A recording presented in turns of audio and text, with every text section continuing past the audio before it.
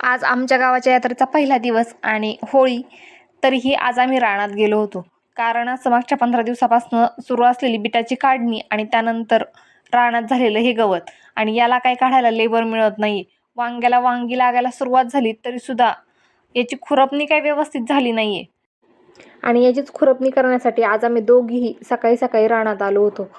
रानातलं काम उरकून दुपारनंतर घरी जाऊन घरातलं सगळं उरकायचं. हे दुपारपर्यंत थांबायचं नियोजन होतं. खरं तर खूप जास्त ऊन लागायला लागलंय आणि त्यात आज सण होता. रानात काही मन लागत नव्हतं. सकाळी लवकर गेलेलो, दुपारी माघारी यायचं या नियोजनाने गेलेलो असलो तरीही 11 वाजताच रानातून घरी पळ काढला आणि घरी आलो. रंगपंचमीला आधी 8 दिवस बाकी आहेत, तरी शाळेला सुट्ट्या आहेत. त्याच्यामुळे हे असं अगदी रंगात भरून गेलेली ही पोरं सापडली. शिवांशचा तर हा सकाळपासूनचा तिसरा ड्रेस आहे, अख्खा ओला चिंब झालाय. फुगे, रंग आणि पिचकारी, त्यात शाळेला सुट्टी, मग काही विषयच नाही. संध्याकाळी हे होळी पेटवायला गेले होते. आमच्या इथे दारात होळी पेटवली जात नाही. एक वस्ती एक होळी ही अशी मंदिरासमोर पेटवली जाते आणि तीच पेटवायला ते आणि शिवांश गेले होते.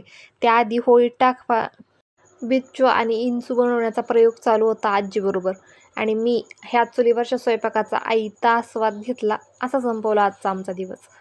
Bye bye. होळीच्या तुम्हाला खूप खूप शुभेच्छा.